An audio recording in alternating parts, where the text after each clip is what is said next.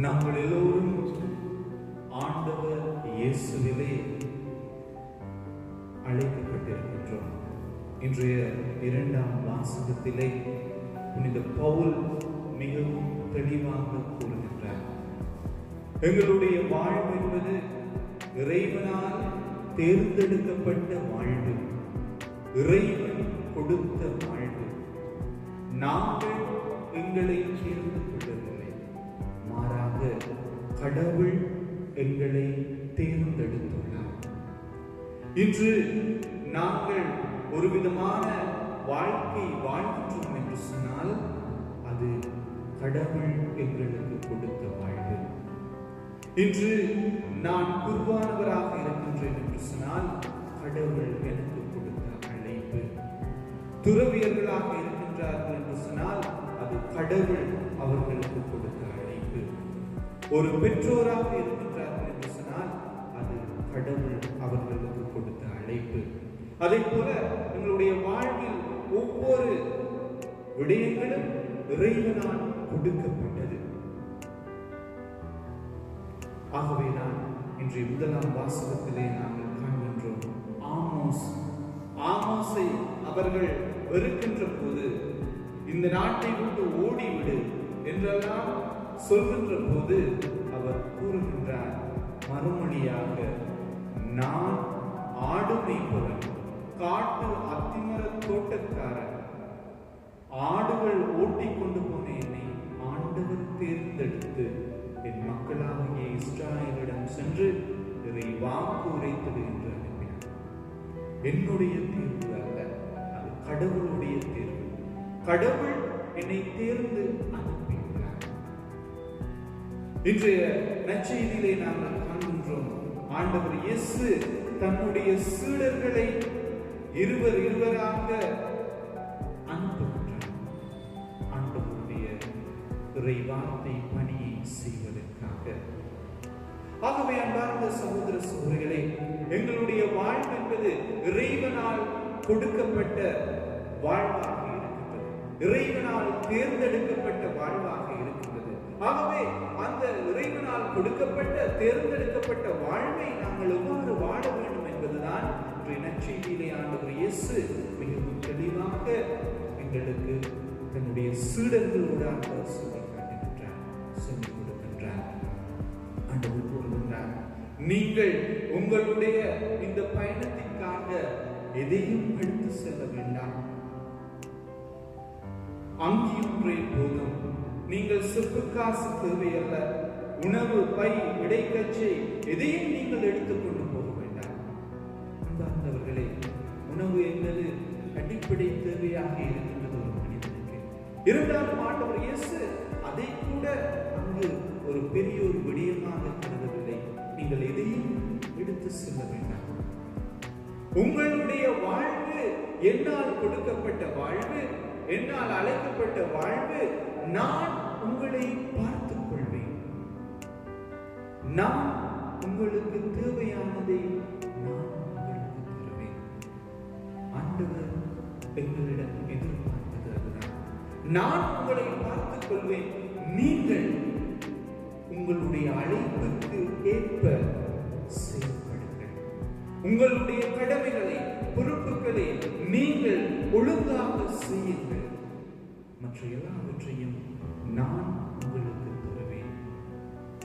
அன்பார்ந்தவர்களே, நாங்கள் இன்று சிந்திக்க அழைக்கப்படுகின்றோம்.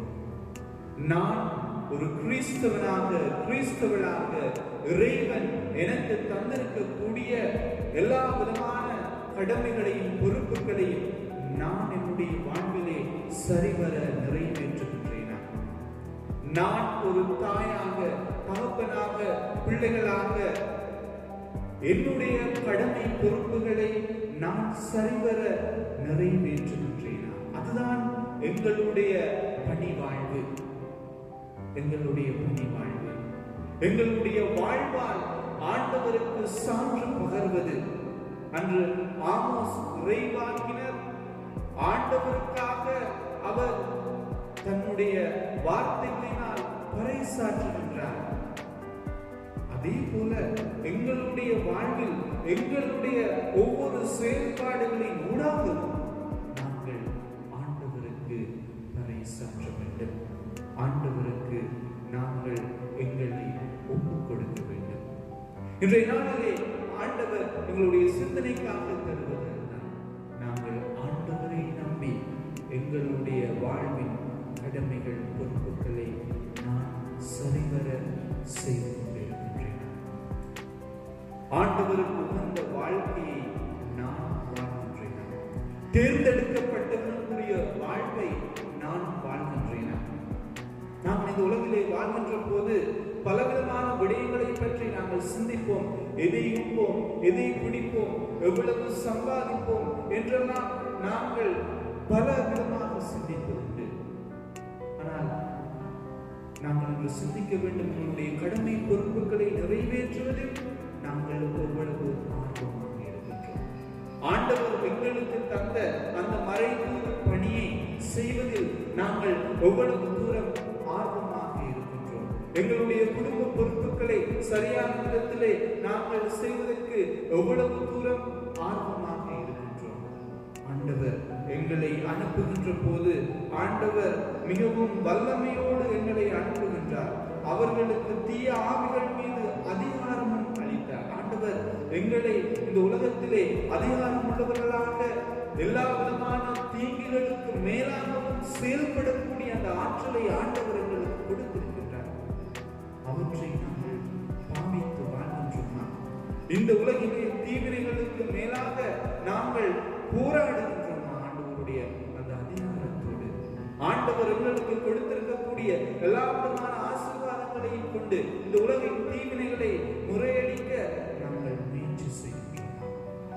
சிந்திக்க அழைக்கப்படுகின்றோமா? அவற்றை நாங்கள் செய்கின்ற போது எங்களுடைய வாழ்க்கைக்கு தேவையான எல்லாவற்றையும் ஆண்டவர் கொடுப்பார். பணத்தை பற்றி நாங்கள் கவலைப்பட வேண்டிய அவசியமில்லை. எதை உண்போம், எதை கொடுப்போம் என்பதை பற்றி நாங்கள் கவலைப்பட வேண்டிய அவசியமில்லை என்று சொன்னால் ஆண்டவர் அவை அனைத்தையும் ஏதோ ஒரு விதத்திலே எங்களுக்கு கொடுப்பார். ஆகவேதான் நற்செய்தியிலே நாங்கள் காண்கின்றோம், இறையாட்சியை தேடுங்கள், உங்களுக்கு அனைத்தும் சேர்த்து கொடுக்கப்படும். ஆகவே நாங்கள் ஆண்டவருடைய இறையாட்சியை துணிவோடு வாழ மற்றவர்களுக்கு அறிவிக்க நாங்கள் முயற்சி செய்ய வேண்டும். அன்று ஆமோஸ் மிகவும் திடம் கொண்டவராக தன்னுடைய அந்த இறைவாக்குரைக்கும் பணியை அவர் தைரியத்தோடு செய்தார்.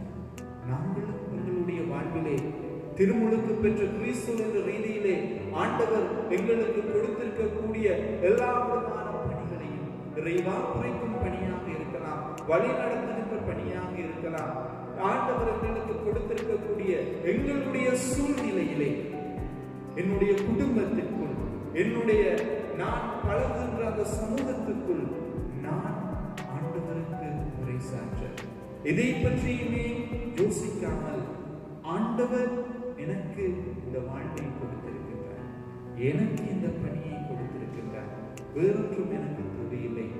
அவர்கள் ஆமோஸுக்கு பல விதத்திலே பல இடைஞ்சல்கள் கொடுக்கின்றார்கள்.